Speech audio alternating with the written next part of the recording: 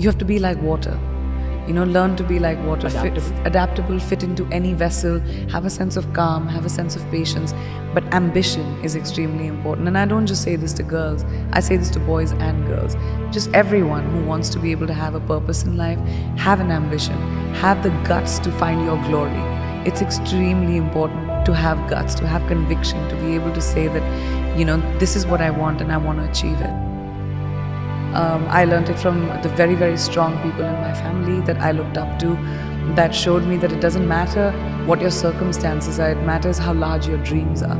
And I have really large dreams. There's something about knowledge. There's something about if you learn, even if you don't know something, if you have an ambition to be somewhere, if you prepare yourself, you have the ability to be better than everyone else. I like to be prepared for everything, even if it's an interview, even if I'm going for a red carpet, even if something is trivial to someone.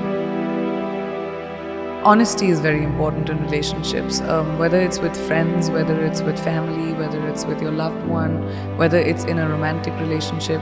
I think being real to what you really are feeling is very important. And a lot of people don't have the guts to do that because we are always pretending to be a certain way so that we can maintain a relationship. But I think the healthiest relationships happen when you have the ability to call out someone and say, well, that's not right, or I don't feel a certain way and you're wrong or you're right, and to be able to talk about it. It takes taking that cloak of being careful about your emotions off, but that's very important.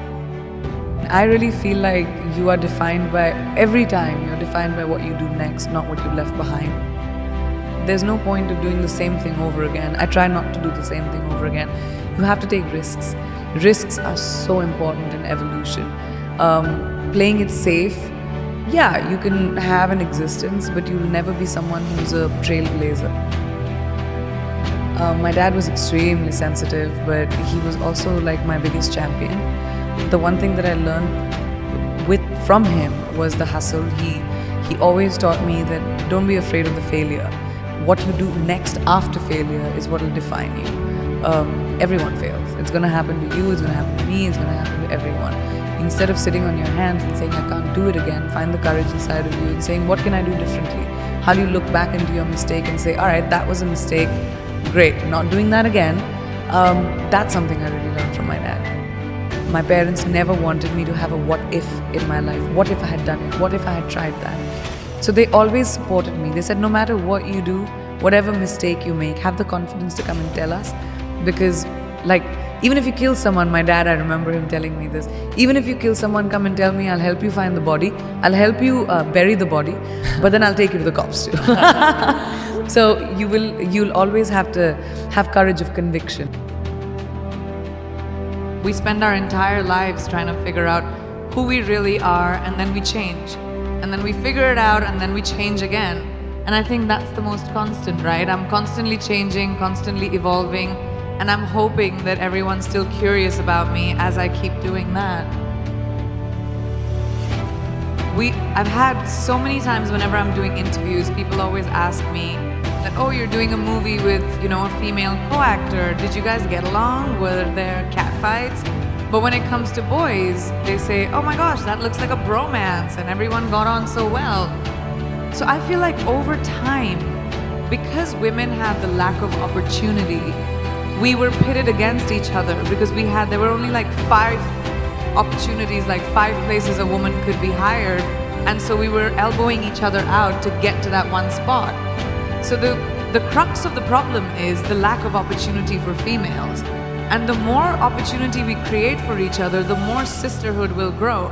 We're 50% of the world's population. We need to be represented in every field like that.